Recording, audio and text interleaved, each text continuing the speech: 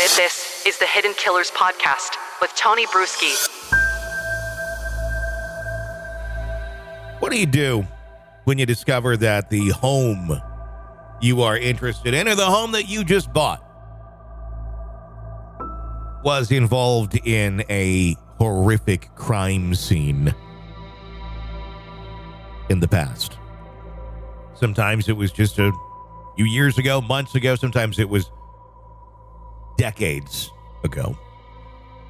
It's a very real thing. It made me start thinking about this today when I was reading about the Brian Walsh, Anna Walsh, Washington, D.C. property that's going into foreclosure because she's obviously no longer with us and he's in jail and is no money.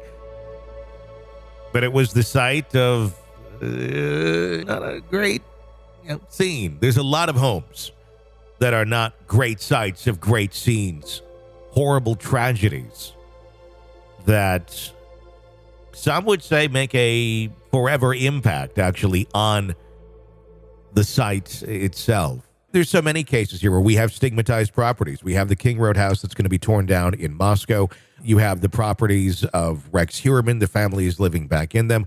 Obviously, anytime there's a crime of someone who's doing horrific things, there's a home that they once went back to. Sometimes the crimes took place on the property of those very homes as well. How does the history of a home impact the psyche of new inhabitants, especially if a tragic event like a murder took place there, if in fact the home goes back on the market to be relived in? Yeah, I was also pondering who would want to move into Kohberger's apartment, and even things like that. We have strong associational cues with places.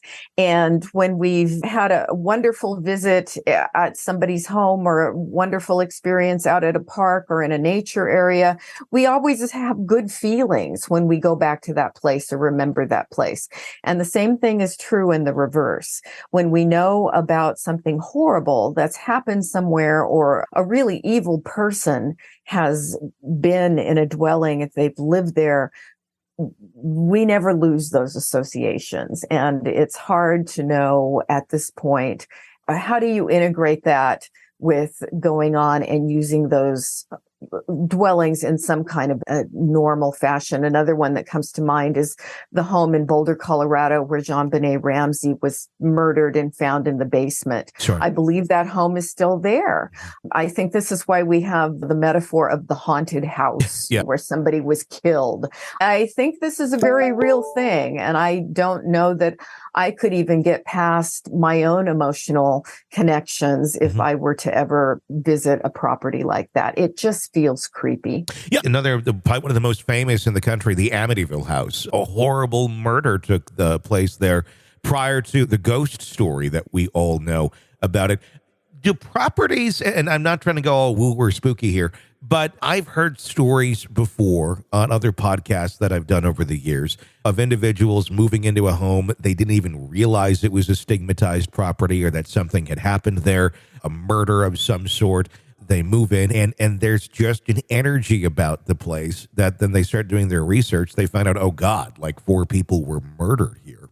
Is that something? Is there something where somebody along the lines maybe knew something, but didn't really connect the dots that there was something here? What is that when people can feel that sort of an energy without necessarily even knowing that the crime took place in a stigmatized home? Yeah, there are a lot of stories about people who have that sense of the paranormal, and that's outside the realm of anything I can really comment on or know anything about. I do know that when I was a young wife, newly married, we bought an old Victorian house because it was what we could afford, and I loved old homes, and we had fantasies of restoring it. And of course, that was way too much money, and we never did it. But I always felt ill at ease in that house, and I did find out out later that a person had died. They weren't murdered, but they had died in the home and their body had been found there. And so now, at least where I live, when a house is sold and there's been a death in the home, realtors are legally required to disclose that to new buyers, because there are a lot of people that just feel creeped out about being in a home where something awful has happened. That's interesting. And there's even a website out there called Died in Home. And I've gone to it before when I've bought in a property. Let's just make sure nobody's died in this house. Yeah. Associational cues are powerful. This is a real thing. And there are definitely times we get creepy vibes. And I don't think psychology has a good explanation for that. But certainly lots of people would attest to it. This is an examination of the hidden human condition. This is the Hidden Killers Podcast with Tony Brueski.